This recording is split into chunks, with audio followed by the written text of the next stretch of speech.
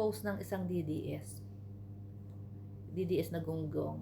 Nakalimutan niya yata na ang pangbudol ni Digong is yung kanyang kulambo at yung kanyang lumang bahay. Pero sa likod nun, yung kanyang golf course na lalong lumawak 20 hectare, di ba? Parang kinuha niya doon siya sinusundo ng kanyang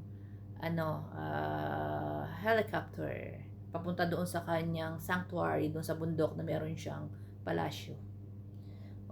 Bakit naman siya bibili doon sa mga ninakaw niya? Hindi ka ba nag-iisip? Di na-freeze din yan. Mapi-freeze din yan. Kagaya niya, di ba, sa ICC, na-freeze na yung mga iba niyang mga assets. So, ngayon, matalino si Digong. Number 1 budol yan. Matalino yan. Ang ginagawa nila, hindi ba napapansin? Walang tigil ang kakabiyahe ng mga magkakapatid. Siyempre naman. Alam nyo, hindi pwedeng i-deposit ang mga pera nila sa Pilipinas. Yung kay Sara, di ba? 2 billion. Question na. Pinaiimbestigahan na. Kaya lahat yan, ang deposit niyan, lahat international. Yun ang matalino. Matalino si Digong. Yung mga nagbilihan na ng property sa ibang bansa. Syempre, kapag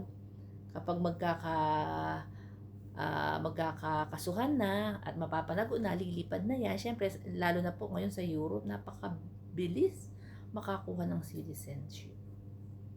Mabilis makakuha ng residency.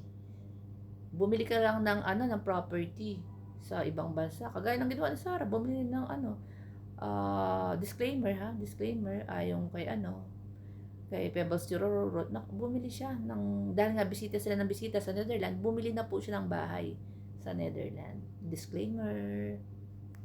Panoorin niyo yung ni Pebbles Churro. So yun, ganun po ang ginagawa ng mga matatalinong politiko. At saka si Romualdez, bilyonaryo na talaga sila. Kaya po nilang bumili sa Forbes, saan pa ba yung isa? Sa Cornish? Hindi, sa Cornish dito pala sa UAE. Basta, yung isa nakalimutan ko tuloy. Di ba? Kaya niyang bumili. Kaya po nilang bumili kahit si PBBM. Kaya po nilang bumili.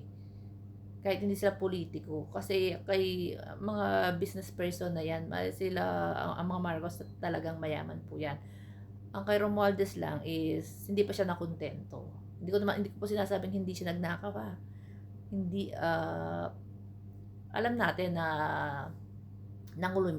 nangulimbat si Romualdez. Hindi siya nakontento dun sa yaman nila. Mas gusto niya pa siguro ng mas marami. Pero matalino si Digong. Huwag kang magpo-post ng ganyan ng ganyang kabobohan, di ba? Ang mga politiko ngayon kagaya ni Saldico, di ba? Hagis ng pera sa ibang bansa, doon niya sinesave ang mga salapi nila. Minsan ipapangalan na lang, hindi na ngayon pinapangalan sa mga kamag-anak ngayon kasi natitrace, di ba? Hindi na pwede sa kamag-anak. Yung iba naman sa mga sekretary na lang nila, sa mga empleyado nila, para hindi matrace. Ganyan po nangyayari. So, wag bobo ha. Wag bobo, dapat alam mo yung galawan, yung mga galawang kriminal na mga kagaya ng mga politiko. Mga galawang politiko. Alam natin yung mga laro nila. Hindi na uso yung ipapangalan sa mga kamag-anak. Ipapangalan na sa mga empleyado. Sa mga kakilala lang. Para hindi matitrace. Tignan niyo yung yung show making, hindi ba? Yung show making, JC, hindi ba na-freeze yung nila, yung mga assets nila. Nagkabulgaran. Dating empleyado ni Bongo. Dating empleyado ni Bongo.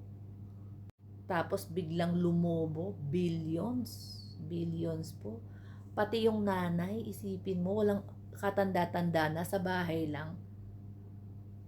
Labas-pasok ang pera. Billions. Ayon po yan sa balita. Disclaimer, correct me if I'm wrong. Alam ko meron ako dito sa mobile, na-record ko yan na-save ko yan. So, ayun, si mga Bongo, konektado dun sa may-ari ng JC. Show My King. Kaya nga marami silang ano ngayon eh. Nawala na yata yung show. Meron pa naman, pero marami na po nag-back out. Marami nag-back out ng mga investor.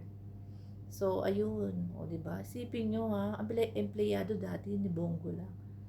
O, kaya sinasabi ko, hindi na uso po ang mga politiko po ngayon matatalino na. Tsaka hindi na uso yung ipapangalan sa kamag-anak, sa anak, bibili ng properties, chuchuchul, kaya hindi na po. Sa empleyado na. Sa empleyado na mapagkakatiwalaan. Yan. O. Tapos yung iba mag-iibang bansa, di ba? Ibang bansa, tapos doon sila mag-ano ng business. Kaya, pag nagka-booking yan, lilipad na ang mga yan. Wala tayong mahuhuli. Tingnan nyo si Lauren Lagarda, hindi na bumalik.